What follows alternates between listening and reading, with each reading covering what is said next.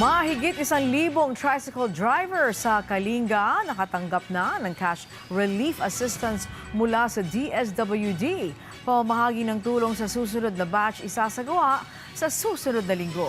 Si Ariel Sicnao ng PIA Cordillera sa sentro ng balita.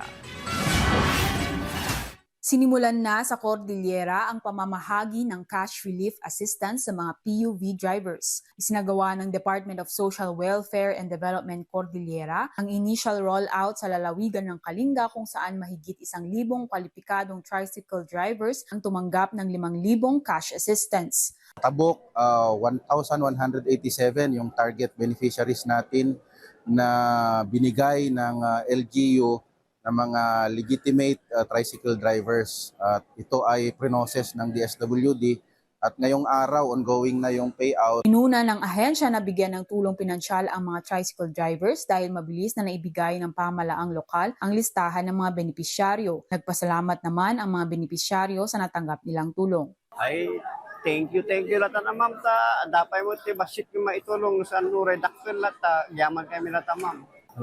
Salamat na tao mo iti nga uray basit kayo na okay lang ta makabawi basit iti kalabis nga lugi. Panggasolina mo lang ma'am ay tapno datin inutan mi nga gasolina kasi.